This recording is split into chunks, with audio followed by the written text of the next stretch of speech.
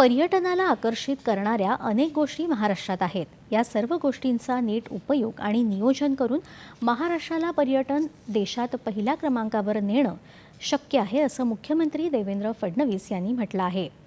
सातारा जिल्ह्यात महाबळेश्वर इथं गेले 3 दिवस सुरू असलेल्या पर्यटन उत्सवाचा समारोप काल झाला, त्यावेळी ते बोलत होते। पर्यटनात झालेल्या गुंतवणुकीतून सर्वाधिक रोजगार येतो, हे लक्षात घेऊन पर्यटन क्षेत्राला सरकार पूर्ण पाठिंबा देईल, असं ते म्हणाले। महाराष्ट्राला मोठा समुद्र किनारा आहे, 5 जागतिक वारसा स्थळं आहेत, 7 व्याघ्र प्रकल्प आहेत। पर्यटनात देश आघाडीवर राहण्याची सर्व गुणवत्ता राज्याकडे आहे, मात्र त्यासाठी नियोजन आवश्यक आहे, असं त्यांनी सांगितलं।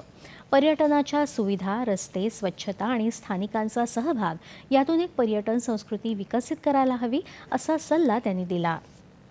सर्वाधिक रोजगार उपलब्ध करून देणारा जर कुठला उद्योग असेल तर तो पर्यटनाचा उद्योग आहे आणि म्हणूनच याला जेवढं जास्तीत जास्त पाठबळ आपण देऊ शकू, मला असं वाटतं तेवढं आपण रोजगाराची निर्मिती देखील करू शकू आणि विशेषतः लोकल कम्युनिटीजला जी अधिकारिकता द्यायची आहे तीही याच माध्यमातून आपल्याला देता येईल। विविध प्रकारचं सौंदर्य आणि इतकी विविध प्रकारची पर्यटन स्थळं ही देशातल्या कुठल्याही राज्याकडे नाहीत आणि म्हणूनच आपण जर प्रयत्न केला तर निश्चितपणे देशामध्ये पर्यटनाच्या क्षेत्रात पहिल्या क्रमांकावर येण्याची संधी आपल्याला आहे आणि सर्वाधिक विदेशी पर्यटक देखील आकर्षित करण्याची संधी देखील आपल्याला आहे आणि निश्चितपणे महाराष्ट्राला पर्यटनाच्या क्षेत्रामध्ये पहिल्या क्रमांकावर आणण्याचं काम